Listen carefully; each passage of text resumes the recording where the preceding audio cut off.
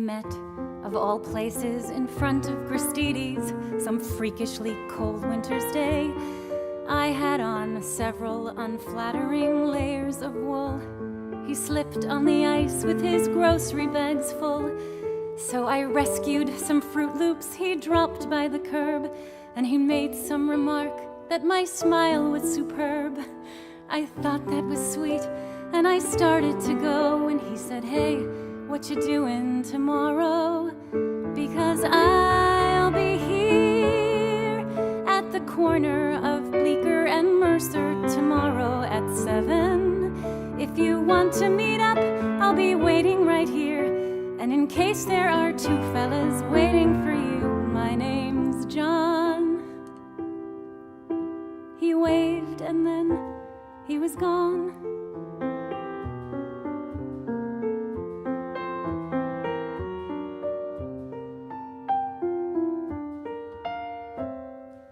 Needless to say, I went back there to meet him, mostly to see if he'd show. And there he was, out in the cold, with his jacket pulled tight. He took me to dinner and kissed me goodnight. The next week we went to this terrible play, and the week after that drank hot chocolate all day. And suddenly 8 or 9 months had flown by when he said, "Hey, what you doing the rest of your life? Because I'll be here right beside you as long as you want me to be. There's no question, there is nothing I've wanted so much in my life. This might sound immature, but I'm totally sure you're the one." And we had just begun. We got hitched in September, our favorite month, with a rock band that played in this old synagogue. And we bought an apartment on West 17th Street and talked about children and getting a dog. Our first anniversary came in a flash, and we promised to take the day off. He had to stop into his office that morning, and so I went walking uptown to this bakery I know, when I heard on the street what I thought was a joke, till I noticed the sirens and saw all the smoke. So I'm running back home with this feeling of dread, to the voicemail he left, with the last words he said.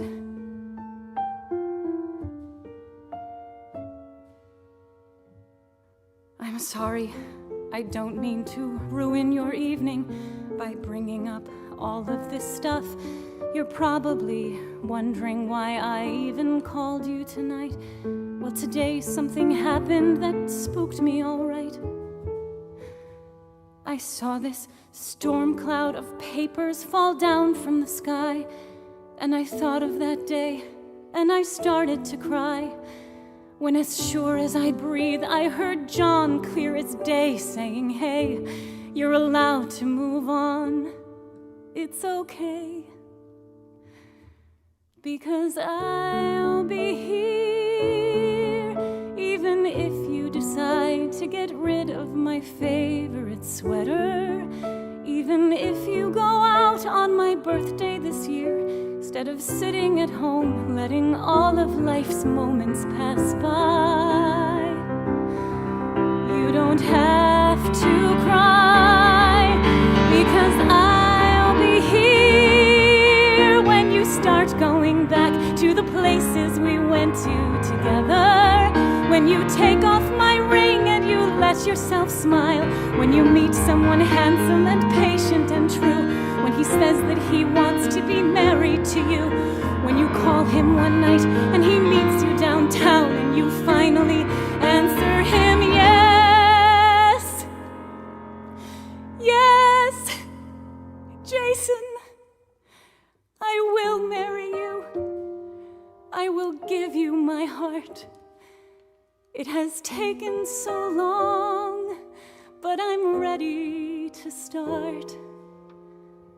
Right now, John's whispering congrats in my ear, 'cause I finally let myself tell you that I